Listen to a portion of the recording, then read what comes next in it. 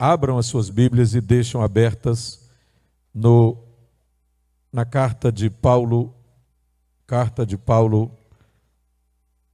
aos Tessalonicenses, a segunda carta, o capítulo de número 2, e os versículos 13, 14 e 15. 13, 14 e 15. É apenas um parágrafo, um pequeno parágrafo que escolhemos, e nós vamos tratar da santificação do Espírito, ou uma das obras do Espírito, que é a santificação do crente. Mas eu preciso ler todo o parágrafo para que você compreenda a importância. Quem encontrou o texto pode dizer amém. Segundo aos Tessalonicenses, eu estou com a Bíblia corrigida. Capítulo 2, versículos 13 a 15. Diz assim o texto sagrado: mas devemos sempre dar graças a Deus por vós, irmãos amados do Senhor, por vos ter Deus elegido desde o princípio para a salvação. De que modo? De que modo? Em santificação do Espírito. Em santificação do Espírito. E o que mais? E fé da verdade. Para o que, pelo nosso Evangelho, vos chamou, para alcançardes a glória de nosso Senhor Jesus Cristo. Então, irmãos, estai firmes e retende, ou seja, guardai as tradições que vos foram ensinadas, seja por palavra, seja por epístola nossa. Quantos podem dizer amém? Ok, mas permaneça com a Bíblia aberta, porque o nosso desejo é fazê-los compreender um dos pontos, uma das obras mais significativas do Espírito Santo na igreja. E que obra é essa? Diga comigo: a obra contínua da santificação. Mais uma vez, a obra contínua da santificação. Como nós já sabemos, a santificação, tanto no original hebraico quanto no grego, significa, falando assim de um modo bem simples, resumido, quer dizer simplesmente separação. Santidade é um estado de alma, estado de espírito, estado do corpo, estado de um objeto, estado de alguma coisa. Por exemplo, essa casa é santa.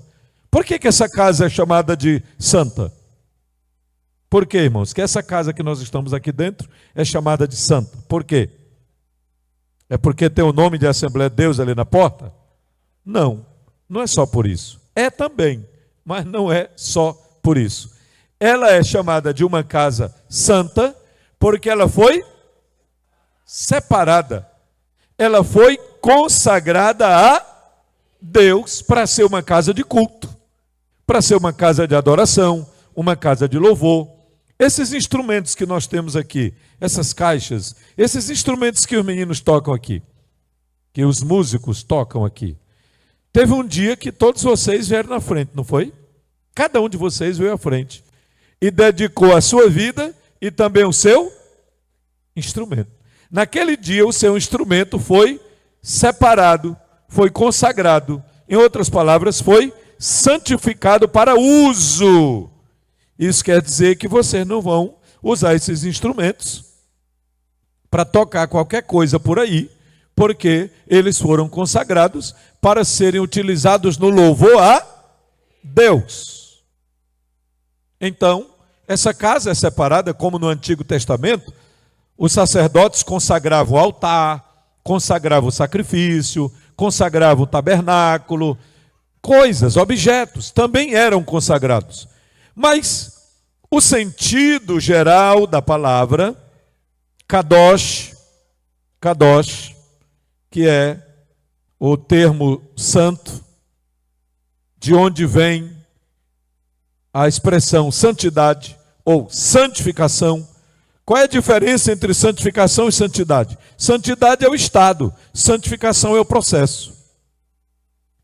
Santidade é o ponto em que você chegou.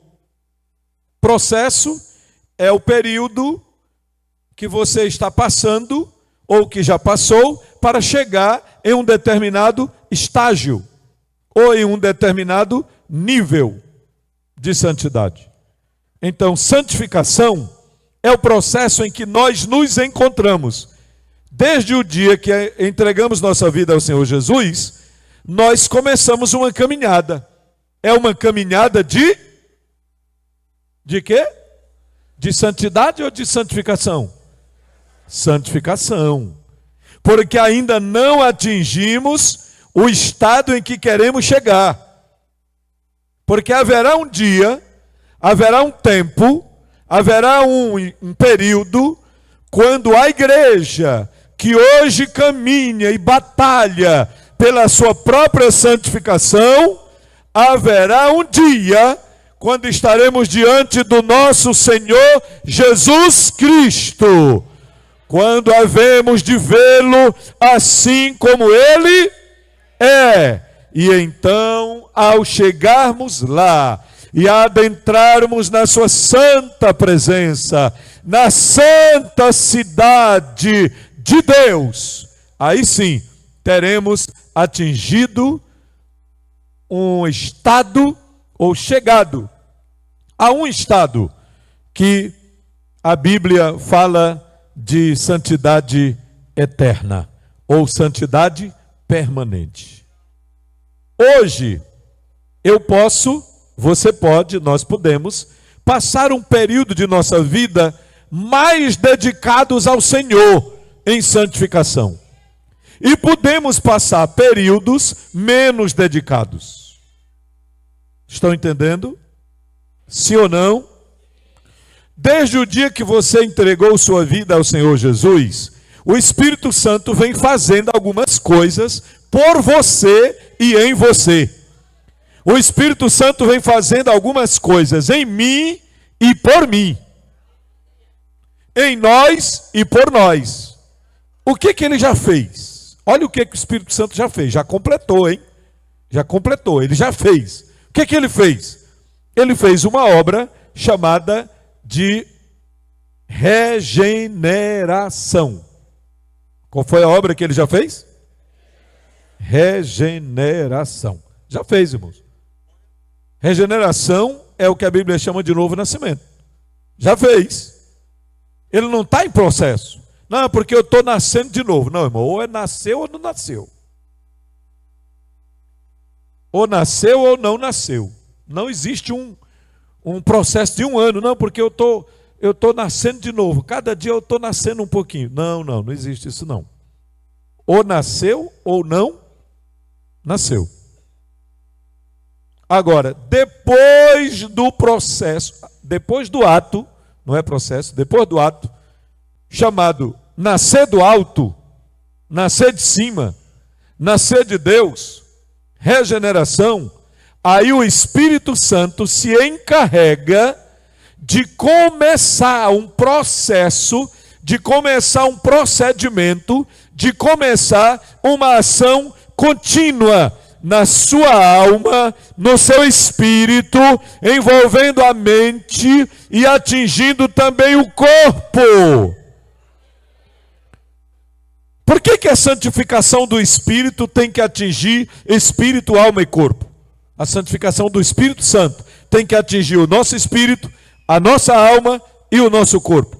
A Bíblia fala das três partes importantíssimas que precisam estar no bojo, que precisam estar no conjunto de elementos que precisam estar envolvidos na santificação.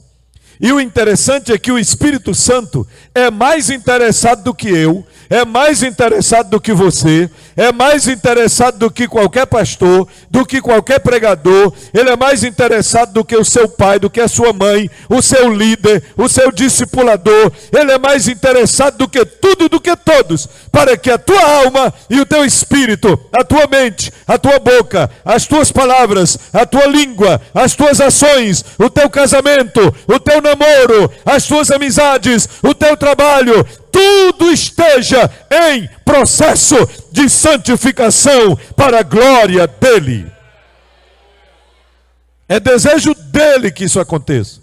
É ele que quer, ele se propõe, ele faz esse trabalho, irmãos, muito bem feito. De uma forma, deixa eu detalhar aqui alguns pontos que nós consideramos importantes para entender esse procedimento do Espírito Santo. Ele já fez a regeneração. Depois que ele faz a regeneração, ele nos imerge, ele nos mergulha no corpo de Cristo, conforme 1 Coríntios capítulo 12, versículo 13. Esse é o batismo do Espírito, não é o batismo com ou no Espírito, mas é o batismo do Espírito, ou seja, ele pega a pessoa que acaba de nascer de novo, que acaba de ser regenerada, e mergulha, imerge no corpo espiritual de Cristo. Tem gente que confunde esse batismo com o revestimento de poder. Esse não é o batismo com o Espírito Santo. É o batismo do ou pelo Espírito Santo. Veja bem, é o Espírito que procede esse batismo. Assim que você é convertido, assim que você é regenerado, então o Espírito Santo pega você espiritualmente e lhe batiza e lhe imerge no corpo. Em outras palavras, você deixa de fazer parte apenas do corpo local de membros e passa a fazer parte do corpo espiritual, isto é, da igreja no sentido universal.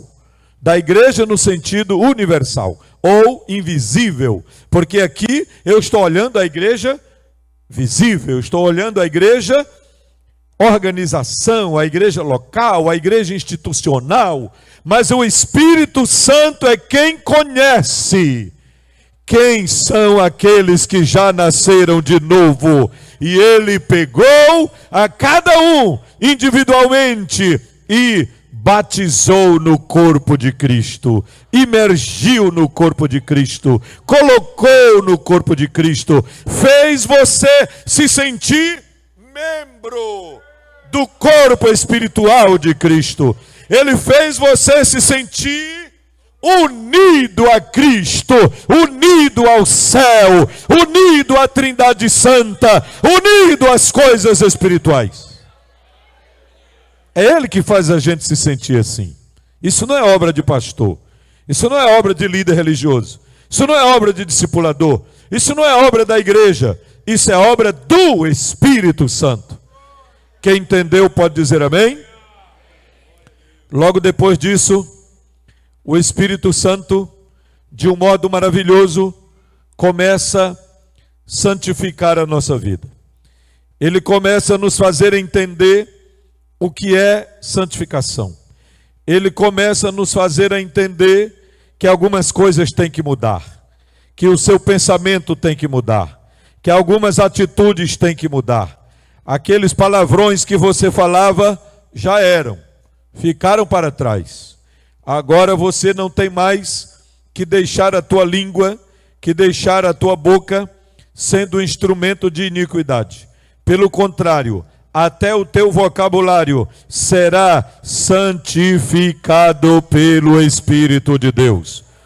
1 Coríntios capítulo 6, versículo 11 está escrito: alguns de vocês eram assim, mas vocês foram lavados. Aleluia! Foram santificados, foram justificados no nome do Senhor Jesus e no Espírito do nosso Deus. Por isso que eu estou falando que a santificação é uma obra do Espírito Santo. Ele estava falando para os irmãos em Corinto, e ele disse: mas vocês mesmos, aqui no versículo 9, ou vocês não sabem que os injustos não herdarão o reino de Deus?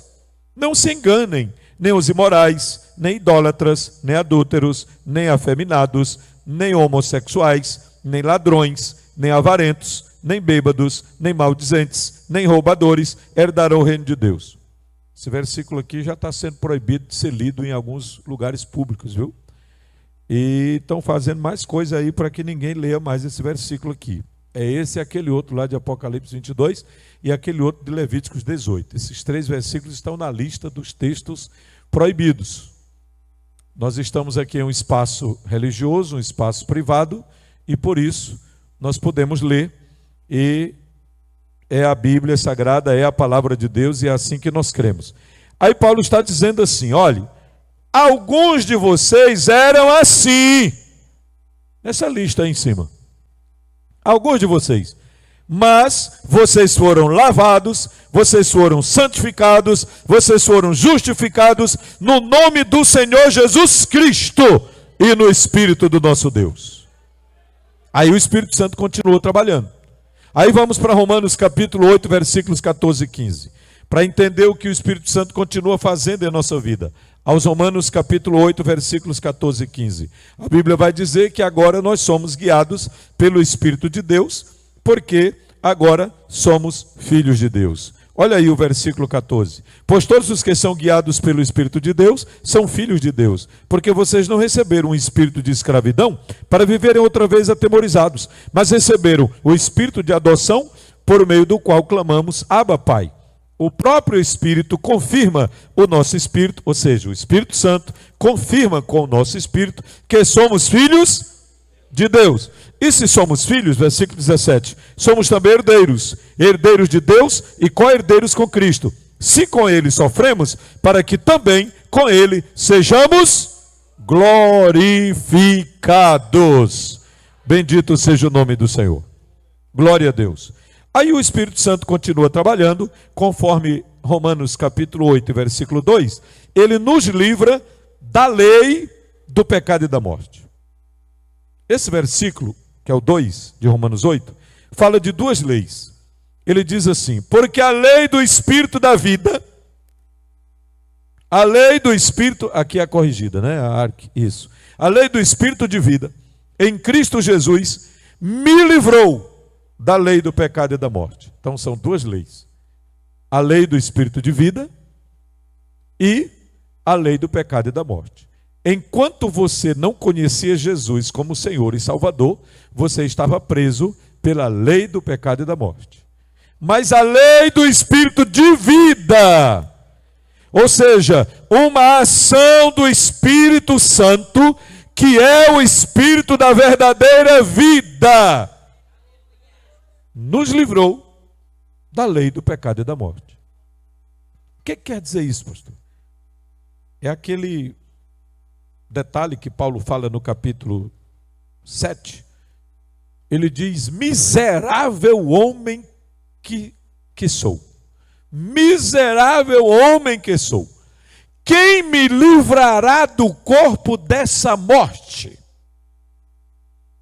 Quando eu quero fazer o bem, termino fazendo o mal que eu não quero. Quem me livrará? Aí agora ele dá a resposta no capítulo 8. A lei do Espírito de vida, em Cristo Jesus, me livrou da lei do pecado e da morte. É só o Espírito Santo que faz isso. É só o Espírito Santo que quebra as algemas do pecado e da morte.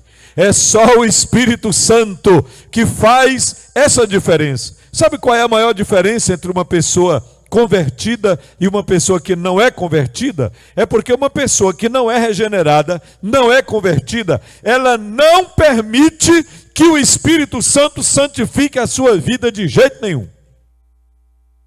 Ela não permite, ela não dá lugar, ela não dá brecha, ela não dá permissão.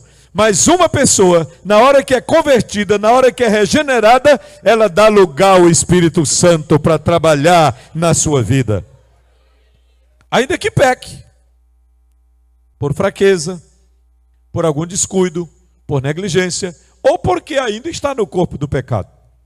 Pois a Bíblia diz, 1 de João capítulo 2, versículo 1, filhinho, essas coisas vos escrevi para que não pequeis. Se todavia alguém pecar, temos um advogado perante o Pai, Jesus Cristo, o justo.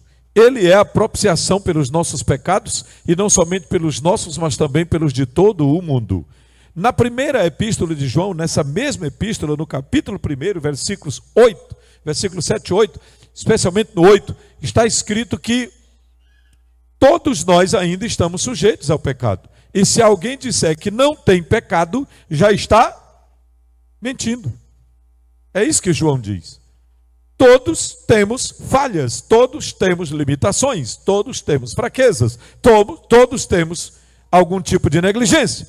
Porém, apesar dessas negligências, apesar destes escorregões de vez em quando, quem é regenerado pelo Espírito de Deus, quando comete uma dessas fraquezas, o Espírito Santo fala na sua mente, fala na sua consciência que o que ele fez não está certo, e ele se arrepende, corre para os pés do Senhor Jesus e pede a purificação de todos os seus pecados, e confessa, e confessa, e deixa, e quando isso acontece, você está subindo um degrau no processo de santificação.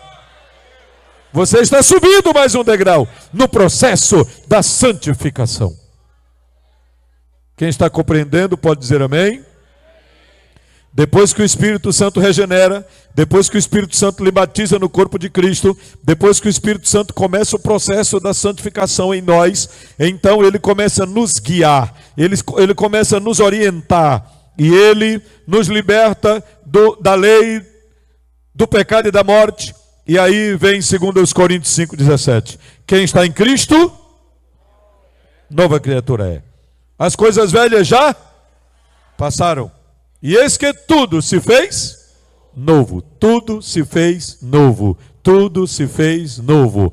Aí começa uma coisa muito interessante chamada frutificação espiritual. Diga comigo, frutificação espiritual. Frutificação espiritual, o que é isso? Aí você começa a dar frutos para o reino de Deus. Aí você permite que o Espírito Santo produza o seu fruto na sua vida. Aí você vai abandonando as obras da carne, deixando de lado, abandonando, deixando para trás, brigando. É brigando mesmo, a Bíblia diz que é uma guerra, é uma luta. E você vai repreendendo, você vai mortificando as obras do corpo, você vai deixando de lado as obras da carne, e cada vez que você vence um desses desafios, você está dando a oportunidade para o Espírito Santo produzir o fruto dele na sua vida. Gálatas capítulo 5, versículos 22 e 23. Mas o fruto do Espírito é amor,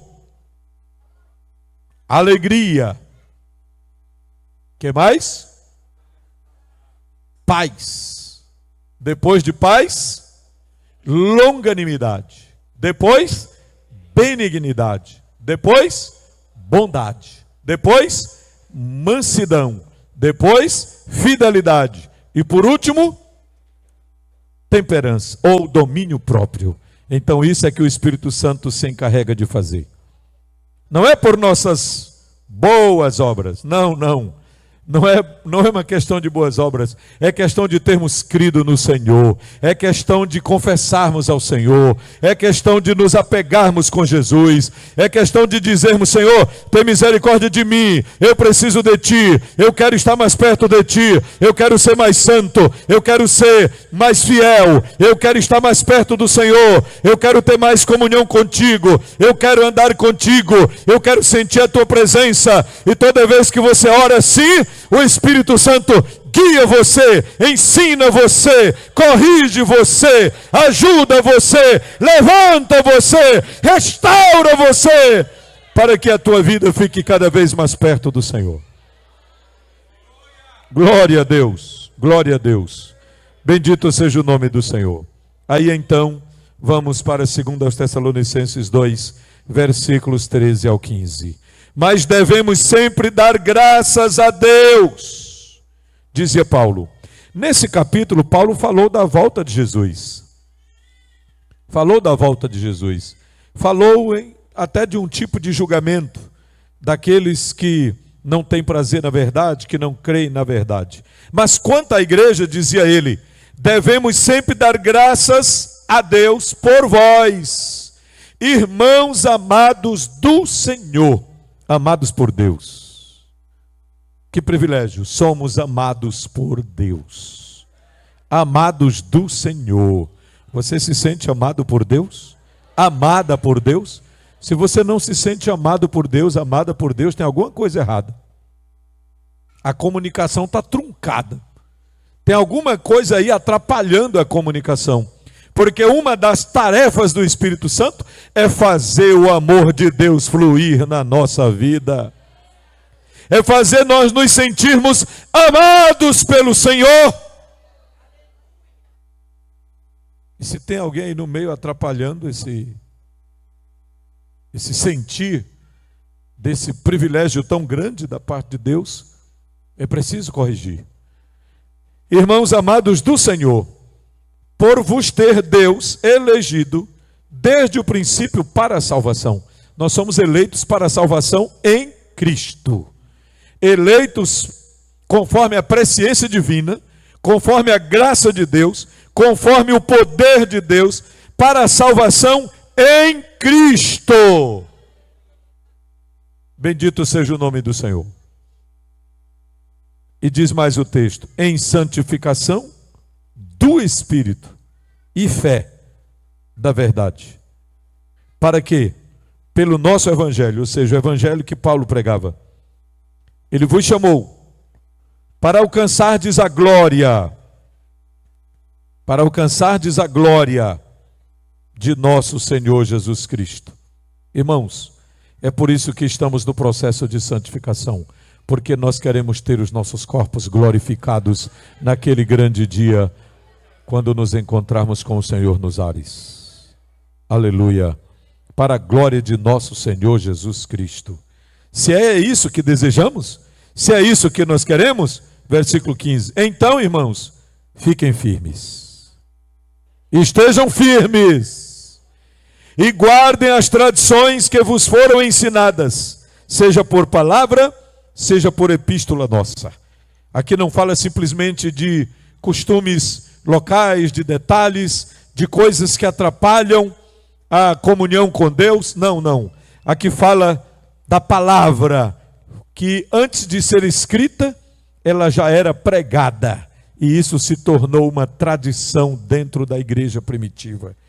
A vida dos apóstolos, muitas coisas que nós não conhecemos, que não chegou até nós, mas chegou aos primeiros irmãos, era a tradição dos apóstolos. Eles tiveram essas informações e essas tradições benéficas, essas coisas boas, o comportamento deles, a atitude deles, o exemplo de oração deles.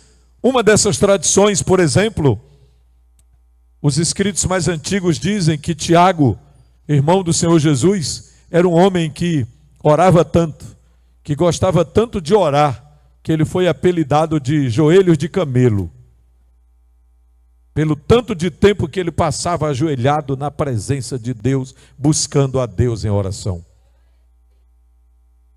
Então, irmãos, esse texto bíblico chama a nossa atenção para vários detalhes, mas principalmente para a santificação do Espírito Santo. Nós não adoramos, nem amamos a Deus o tanto que deveríamos adorar e amar. Nós não servimos do tanto que deveríamos servir. Deus conhece as nossas limitações, mas o interesse do Espírito Santo é corrigir essa falha dia após dia, para que cada vez mais nos aproximemos do alvo que é Cristo Jesus, o nosso Senhor. Cada vez mais nos afastemos daquilo que contamina a alma e nos aproximemos cada vez mais do Senhor, para termos o nosso espírito, alma e corpo santificados para a glória de Deus. Quantos podem dizer amém?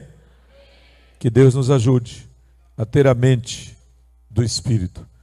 Que Deus nos ajude a experimentarmos a santidade, o processo de santificação que o Espírito opera em nós até aquele grande dia, para a honra e a glória do nome do Senhor.